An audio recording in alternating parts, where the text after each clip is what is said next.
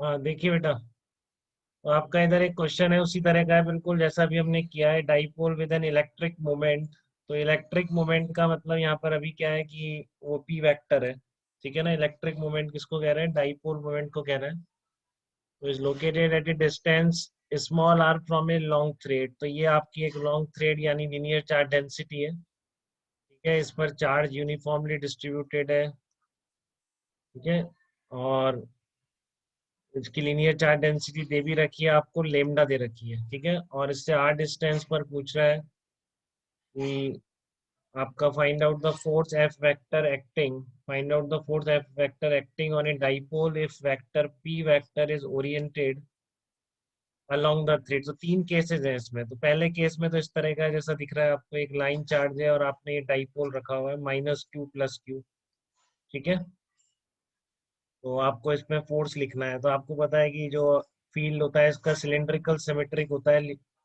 जो आपका line charges का जो फील्ड इंटेंसिटी होती है सिलेंड्रिकल सिमेट्रिक होती है, हर आर डिस्टेंस पर फील्ड सेम होगा।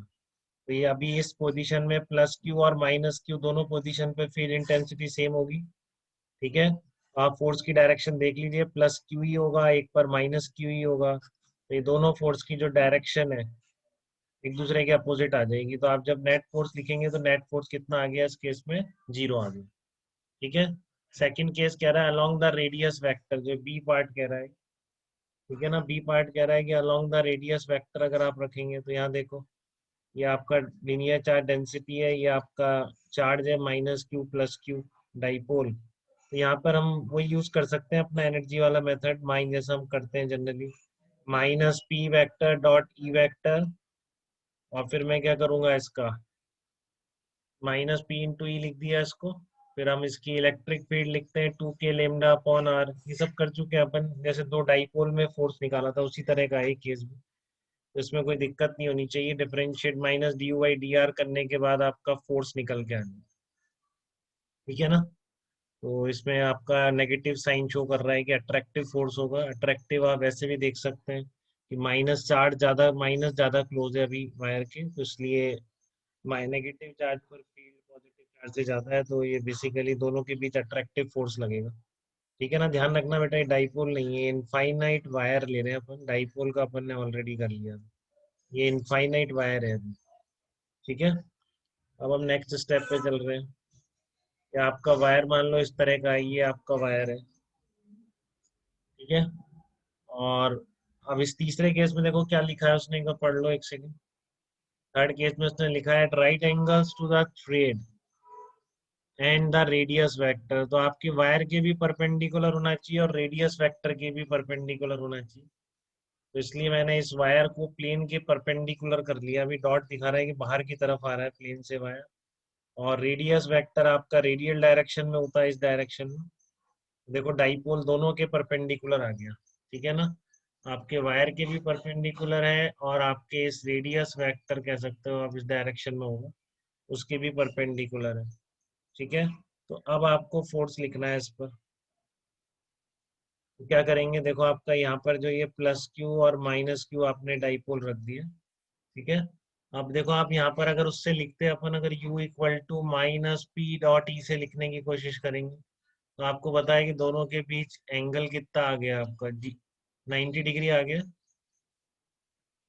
ठीक है ना, दोनों के बीच पी डॉट ई लिखेंगे अपन, तो एंगल आपका 90 डिग्री आ गया यहाँ पर पी वेक्टर और ई वेक्टर के बीच। तो इसलिए आपका ये यू की वैल्यू कितनी हो जाएगी? जीरो हो जाएगी, डॉट प्रोडक्ट। ठीक है ना, पी डॉट ई अगर लिखेंगे तो डॉट नहीं बन रहा है, बेसिकली पी डॉट ई है ये। ठीक है ना, पी डॉट ई है। तो इसलिए आपको फिर वही दूसरा मेथड यूज करना पड़ेगा, अलग अलग चार्ज पे, जैसी बात हुई थी अपनी। तो अब यहाँ बहुत सिंपल है, देखिए आप इसको क्यू ई इस डायरेक्शन में फोर्स आएगा प्लस क्यू पर। ठीक है ना, माइनस क्यू पर फोर्स की डायरेक्शन ये वाली होगी, ये जो मैंने एरो बनाया, ये माइनस क्यू ही फोर्स है। तो आपके एंगल थीटास बना रखे हैं मैंने, तो आप कंपोनेंट कर लीजिए। ठीक है ना, जैसे आप हॉरिजेंटल कंपोनेंट करेंगे क्यू ई कॉस थीटा, इसका भी Q E cos theta cancel out हो जाएगा। लेकिन आप देखो दोनों के vertical component Q E sine theta vertically opposite direction में आ रहा है। ठीक है ना, तो इसलिए आपका नेट फोर्स डाइपोल पर कितना निकल के आ गया, नेट फोर्स ये निकल के आ जाएगा आपका 2 क्यू ई साइन थीटा। देखो दिक्कत नहीं है किसी को, ऐसे ही करेंगे जब आपकी पोटेंशियल एनर्जी जीरो आ जा रही है, जैसा पहला भी केस लिया था हमने दो डाइपोल्स के बीच का। ठीक है, तो अब आप इलेक्ट्रिक फील्ड इंटेंसिटी की वैल्यू रख दो यहाँ पर, कितनी आ गई, 2k lambda upon are. Are क्या लोगे, आर ये वाली डिस्टेंस है, ठीक है ना, आर आपकी ये वाली डिस्टेंस है, ये डिस्टेंस आर है आपकी। ठीक है, तो कितना आ गया, 2k लेमडा अपॉन आर, कितना हो जाएगा, सॉरी इसको आर नहीं बोलेंगे, कोई आर डैश कह दो आप एक तरह से। ठीक है ना, तो आर डैश की वैल्यू रखिए under root are square plus A square, क्योंकि वायर से आर डैश डिस्टेंस पर फील्ड कितना होगा, 2k lambda upon r dash. तो आर डैश कितना है यहाँ पर, under root are square plus A square, फिर आप साइन थीटा यूज कर लो। साइन थीटा कितना आ गया, A upon under root are square plus A square. ठीक है, तो आपका इस तरह का फोर्स बन जाएगा ये।